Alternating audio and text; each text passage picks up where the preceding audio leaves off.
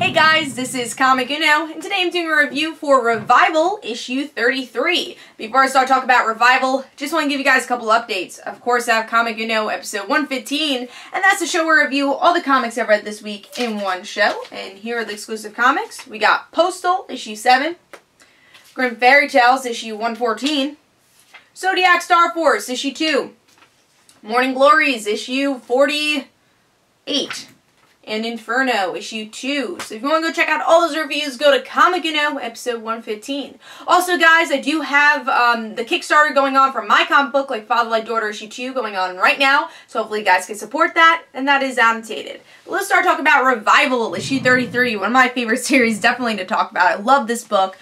Issue 32 was my pick of the week because I loved it. It was probably one of my favorite issues of the year, honestly, because it's been that point that we've been waiting for a revival. And now supposedly this is an issue that new readers can pick up. So as an old reader of this book, I'm going to let you know if it is new reader friendly. But this is concentrated and the spotlight is on M for this issue, who is Martha, our reviver of the book. And what I love that they gave in the solicit, she's a mother, sister, daughter, and reviver. And that is the perfect definition for her. So beautiful cover as always. And then the artwork is just beautiful. Love the artwork for this book. There's not a lot of action that much here. It's definitely more of some emotional beats in this issue. But, I mean, when you do have the action, the bloody scenes of this issue, they're amazing. I mean, it's just so creepy on every level, even this last page right here.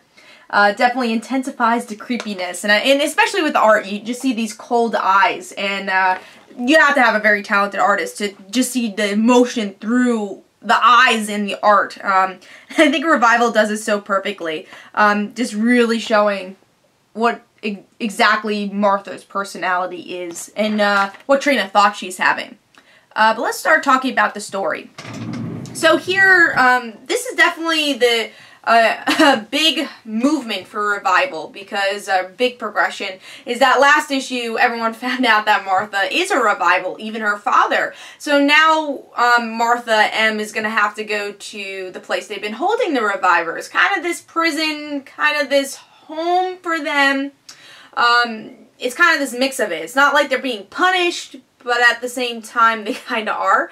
It definitely feels like a prison. It does, but and I think that was interesting, especially if you watch like Orange is the New Black. It has that feeling to it, so it definitely feels like prison for the revivers. And the government's watching them, and there's this government woman who is trying to figure out a little bit about M. She works there. We also get to see her family life a little bit, and seeing a parallel between her family life and Martha's life. And she realizes the difference between her and Martha is that Martha can't forgive, and you get to see this throughout the whole issue. Especially like Martha can't forgive her sister. Her sister beat her up, and she keeps thinking about it. She doesn't want to see her sister.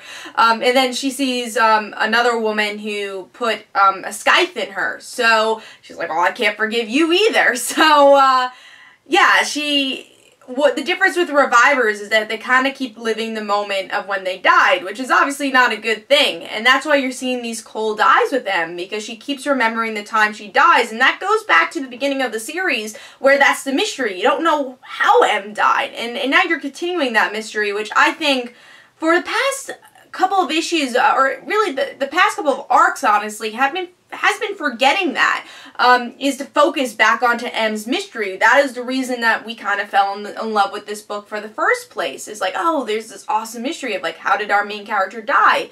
And also there's a realization that Martha might not be a good person. Even though, like, at least for me as a reader, I'm like rooting for Martha. I want her to be a good person. I want her to be different from the other revivers. You think this is a tale to tell. It's like, yeah, she is going to be different. Yeah, she is different because she's pregnant and kind of dead. And that's kind of the different story with her. Maybe the reason we're following her story is because of that. But, you know, you always want to root for her. It's like, yeah, she's going to be different. She's going to be the good one. And after this issue, you realize Martha's not really different than any other reviver. She can't forgive, you know, and I really like that realization, and just a really great psychological issue here, which I think Revival does really well. So if you want to learn more about M, you really do learn a lot about her here. Now, one thing I think they could have done a little bit better as a new reader book is explain what a reviver is. Because if I was a new reader, I think I would be confused with this issue, even though they did solicit as, oh, pick it up, new reader friendly. Yes, I think you get into M's character a lot with this issue, especially if you're an old reader of the book. But if you're a new reader, I think they could have cleared up some stuff here. They got the family stuff done well, but explain exactly what a reviver is. It could have taken, honestly, 2 panels. And I think that could have helped the new reader that they were soliciting for. But still, this is a beautiful issue, beautiful book if you're not picking up Revival. I do think you maybe give it a try here. I do think they do explain a lot of stuff. But I think this is a series you really do have to read from the first issue. That's the best experience you're going to get with Revival, because it's very much a story that has building blocks, and it just keeps getting better and better. So Revival issue 33 for me gets a solid 4 stars, very close to 4.5. It's so creepy. It's so good. You know what? Honestly, I'm going to give it a 4.5. I was going to give it 4, but I think it does make that 4.5 issue for me. So, very, very creepy issue. And just a really well done issue. So 4.5 for me for Revival issue 33. Hope you guys enjoyed. This is Comic Uno. Don't forget to follow me on Twitter. Don't forget to like my Facebook page. Also, description below, there's links from my comic book, Like Father, Like Daughter. And don't forget to like the Facebook page of Like Father, Like Daughter. And I'll see you guys later. Bye.